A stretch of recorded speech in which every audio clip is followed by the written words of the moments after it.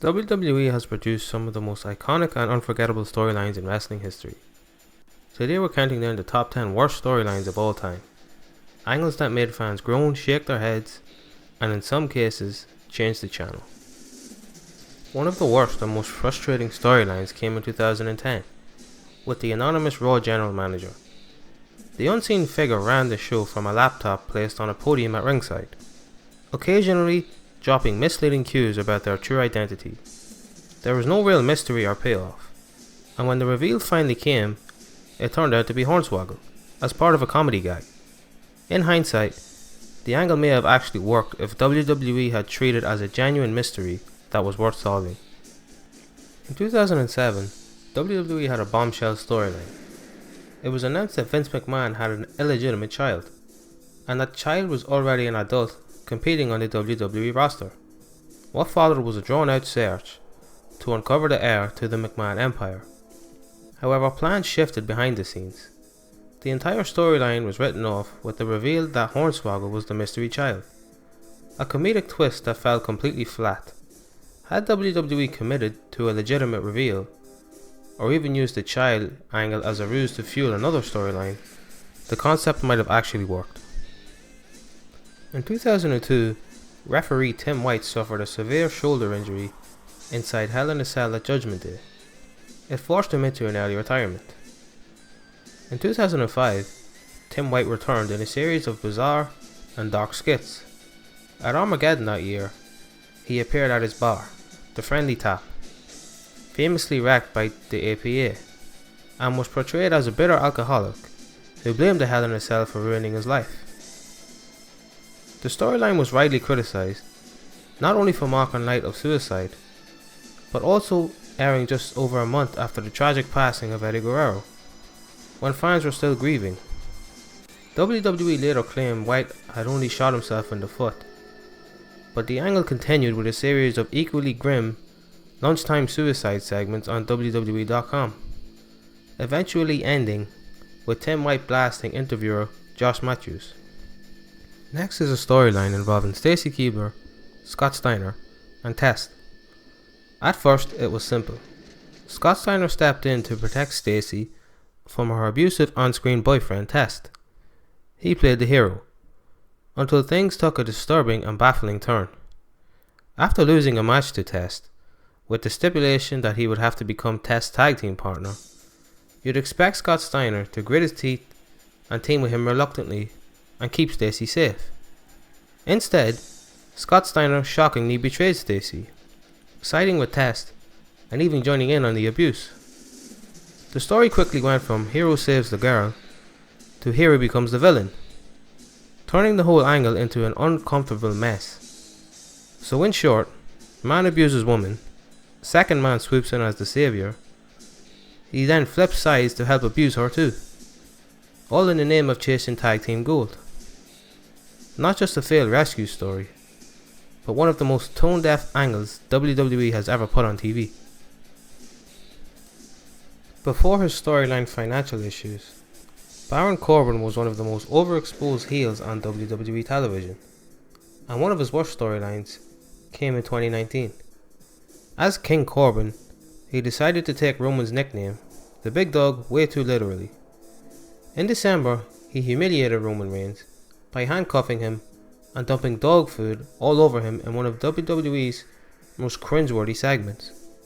The feud dragged on for months, with clashes at TLC and Royal Rumble, before finally ending in January 2020, with the infamous Loser Eats Dog Food match on SmackDown.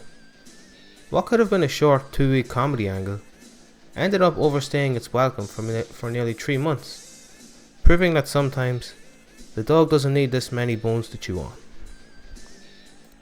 One of the worst storylines in WWE history is the Piggy James storyline. Layla and Michelle McCool, under the Laycool banner, decided to torment Mickie James for supposedly being out of shape. Their tactics were cheap Photoshop gags, pig costumes, and non-stop humiliation, making it almost impossible to take seriously, especially from professional wrestlers. The angle reached its peak when Mickie James finally captured the WWE Women's title from McCool. only to lose it back a few weeks later. What should have been a satisfying triumph against the Bullies instead felt rushed and underwhelming. A more grounded approach with a solid lasting victory for Mickie James would have made the storyline worth watching. In summer 2020, WWE teased a new storyline with a group called Retribution. They were attacking the company and the hype was high. But instead of being menacing outsiders, Retribution turned out to be a bunch of NXT call-ups, repackaged with some of the silliest names imaginable, like Slapjack and T-Bar.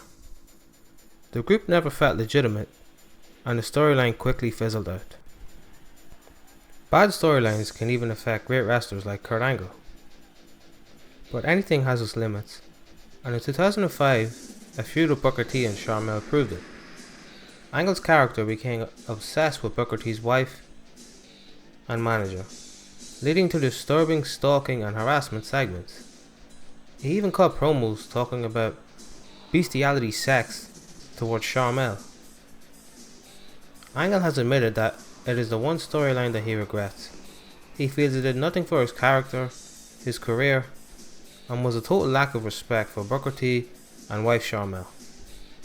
Why WWE decided to saddle two of the best wrestlers with this nonsense is completely beyond comprehension. In 2007, there was an extremely famous on-screen feud between Rosie O'Donnell and Donald Trump, and Vince McMahon was eager to support his friend and decided to cash in with a match in WWE that nobody asked for. On the January 8th, 2007 edition of Monday Night Raw, fans endured comedy segments featuring fake versions of Rosie O'Donnell and Donald Trump, instead of meaningful matches or storylines.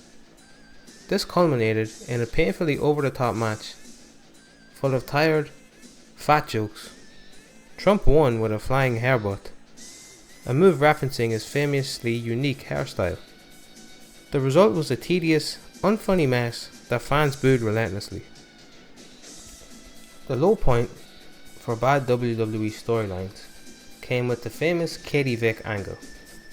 Katie Vick was portrayed as Kane's high school sweetheart, who he supposedly killed in a car crash after drinking and driving. The storyline reached its shocking peak when Triple H looked to escalate things. He put Kane's mask on and simulated intercourse with a dummy in a casket. As if that weren't enough, Kane's tag team partner, the Hurricane, got revenge by showing footage of someone in a Triple H mask receiving an enema and having a sledgehammer removed from their ass. The whole storyline was widely regarded as tasteless and ridiculous, making even the goofiest comedy films seem like high art in comparison.